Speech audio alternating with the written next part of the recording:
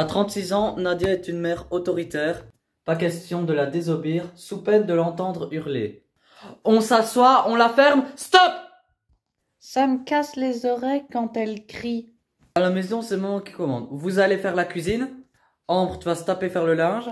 Une maman, ce n'est pas une boniche. Aurélia est une maman poule qui n'impose jamais rien à ses enfants. Oh, fils de se marcher sur les pieds. À la maison, c'est pas toi qui commandes. Si. Finalement, je cède parce que j'en ai marre de batailler et de devoir tout gérer. Tu peux aller me ranger ça, s'il te plaît? Après. Il me considère un peu comme son frif. Pendant une semaine, les deux mamans vont échanger leur famille. Et pendant une semaine, ils n'auront plus aucun lien avec leurs proches. Pendant une semaine, Nadia et Aurore vont vivre selon l'habitude de l'autre famille. Des modes de vie radicalement différents qui vont déstabiliser nos mamans.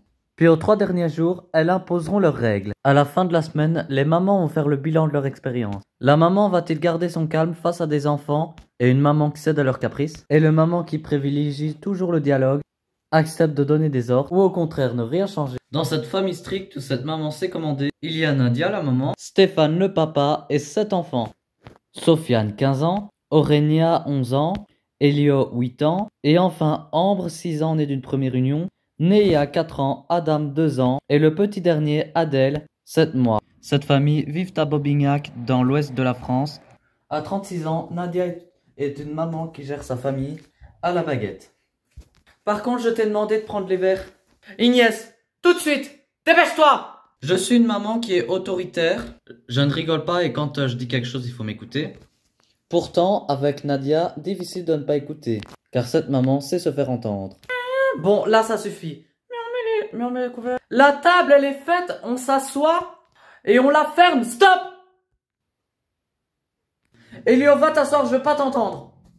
Quand elle crie, j'ai l'oreille cassée. Oreille cassée ou pas, ici, c'est maman qui commande. Quand on fait le ménage, elle n'hésite pas à déléguer. Alors, on va faire la cuisine. Ambre, tu vas te taper faire le linge. Et tu prends le balai. Une maman, c'est pas fait que pour le ménage. Une maman, ce n'est pas une boniche. Cette maman tyrannique sait se calmer face à une famille en tension nombreuse. Et des enfants rois, cette maman autoritaire réussira-t-elle à se faire entendre? Dans cette famille maman laxiste, Aurore la maman et leurs 3 enfants, Calice 7 ans, Lyséa 3 ans et Enzo 2 ans. Cette famille vit dans le nègre à mal. À 2 enfants, cette maman est dévouée à ses enfants. Pour elle, le désir de ses bambins sont des ordres. Les filles, qu'est-ce que vous préférez manger? Hamburger? Tu préfères un plateau repas? Oui. Je suis une maman poule et la priorité c'est mes enfants. Et il faut dire que cette maman manque d'autorité. Tu peux aller me le ranger s'il te plaît? Non. Alors il me considère un peu comme une aide ménagère, un sous-fifre. Quant à Edouard, il préfère laisser faire sa femme plutôt que te faire. Tu peux me donner une bière s'il te plaît? Pour cette maman, l'éducation rime avec tendresse et aucun conflit. Non, tu le ranges. Mais j'ai... Ça suffit, c'est pas toi qui commandes. Si. Heureusement, Edouard est là pour jouer les gendarmes, notamment à l'heure du dîner. Bon, tu reviens à table, on n'a pas fini de manger. Ellie, tu viens à table. Ellie, dépêche-toi. J'en ai marre, c'est toujours moi qui est là pour les fâcher. Habituée à surprotéger ses bambins, Aurore, la mère permissif, arrivera-t-elle à déléguer ses tâches dans cette famille où tout le monde participe? Dans l'ouest de la France, c'est l'heure pour Nadia de partir. Ce sont les vacances scolaires et les enfants en congé ont droit d'un câlin. Bon, je compte sur toi, hein, pas de bêtises. Ok. Mais si elle insistait, elle ne va pas revoir ses enfants dans une semaine. Elle a beau se montrer stricte, pas facile pour elle de quitter sa tribu et Stéphane. En fait, c'est dur. C'est bizarre de partir. Pourtant, elle va vivre loin d'eux pendant une semaine. Mais où va-t-elle au juste? Ça, elle va bientôt le découvrir. Pour rencontrer votre nouvelle famille, direction la campagne. Dans le Nègre, nous vous attendons près de Mal. Bon voyage à vous. Franchement, l'enveloppe me rassure pas du tout. C'est pas l'endroit où je veux aller en fait. La campagne que j'ai dans ma tête, c'est vraie campagne, mais c'est des fers avec des bêtes, des trucs comme ça. On verra mon vrai ressenti quand je serai là-bas sur place. Dans le Nègre justement, Aurore est sur le départ. Vous allez me manquer tous les 3. La maman poule a besoin de faire le plein de tendresse pour la semaine qui l'attend. Cette séparation sans le moyen de communication n'est pas simple pour cette maman dévouée. J'ai un petit pincement au cœur. On va voir comment ça va se dérouler. Je leur fais beaucoup de confiance, le papa aussi. Maintenant, on place un petit peu à la découverte. Dans un premier temps, c'est sa destination qu'Aurore va découvrir. Pour rencontrer votre nouvelle famille, direction Bobignac. Nous vous attendions dans le 2e arrondissement. Bon voyage à vous. Quand je pense à Bobignac, c'est vrai que je m'interroge un petit peu sur la vie de famille. C'est vrai que là, j'ai plusieurs questions qui m'arrivent. C'est un peu flou, mais j'ai hâte de les rencontrer. Aurore prend la route direction Bobignac. Pour Nadia, cap vers le sud à Mal. Après plusieurs minutes de route, notre maman stricte arrive enfin à destination, sous un beau soleil. J'adore, c'est le calme. La maman citadine apprécie le charme de la campagne. Qu'en pensera-t-elle de la nouvelle maison? Je commence à deviner que les enfants sont pas comme les miens. Dans ma maison, il n'y a pas autant de bazar. La maman qui aime l'ordre va bientôt être fixée. Elle entre dans la maison vide de ses habitants. Des chaussettes sur la table, c'est incroyable. Les vêtements des enfants partout. Voilà, normalement ça devrait être rangé. Il y a du signe, mais c'est incroyable. Une maison comme ça qui n'est pas très bien entretenue, c'est dommage. Oh, les chaussures, mon Dieu. Ah, c'est le bazar. La vaisselle qui est pas faite, ça commence mal. La maman qui ne déteste les ordres s'aventure à l'étage. Oh mon Dieu, le lit, mais c'est le bazar total.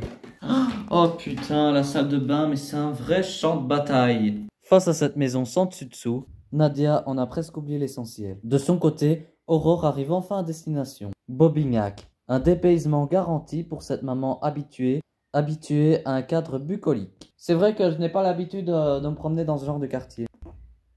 Voilà, je suis pas à l'aise. Ça va pas être facile. Et malheureusement pour Aurore, elle a vu juste. Enfin, elle arrive sur le palier à laquelle elle va vivre une semaine. Encore inoccupée, le cadre va-t-il l'enchanter? Donc là, on entre dans le salon, c'est tout propre. Avant de rencontrer leur nouvelle famille, il est temps de se plonger dans le lecture de manuel domestique. Alors, le manuel. J'ai 3 merveilleux enfants qui sont toute ma vie. Oh, c'est trop mignon. Philosophie de la maison. Écoutez les enfants. Les parents qui m'énervent, ce sont les parents trop autoritaires. Eh ben, c'est mal parti. Dans la maison, je fais tout moi-même. En cas maison de vie commune, Edouard n'a jamais passé l'aspirateur. Oh mon Dieu, c'est pas possible. Je repasse les chemises d'Edouard. Dès mon réveil à 6h45. Alors, à table, les enfants montent sur la table, sortent de table. Ça crie beaucoup. Franchement, c'est grave. C'est les enfants qui ont décidé de l'heure du coucher. Ah ouais? C'est pas possible, je suis choqué. Il y a 0 règlement à la maison, franchement. Je suis pas d'accord du tout. Mon Dieu, ça va être une catastrophe. Alors, une famille nombreuse, c'est beaucoup de rigueur. Ici, fais-toi respecter ou tu vas finir sans cheveux. Chez moi, il y a des règles et tout le monde doit les suivre à la lettre. On n'a pas le choix, on fait ce que je dis. Ouais, c'est donc une maman très autoritaire. Sympa. À la maison, il est hors de question d'avoir un papa qui ne fait rien. Les papas machos, c'est Dior. Attention, les enfants doivent mettre et débarrasser à chaque repas. Ici, on surveille. Ah ouais. Y'a pas d'enfant roi. Je suis intransigeante sur l'obéissance. Au moins dérapage, je monte le ton. Au moindre écart, c'est puni et dans la chambre. C'est le pom-pom. Chez moi, il n'y a pas de rituel. On se met au lit et on dort. Chez moi, on doit pas traîner, on doit filer droit.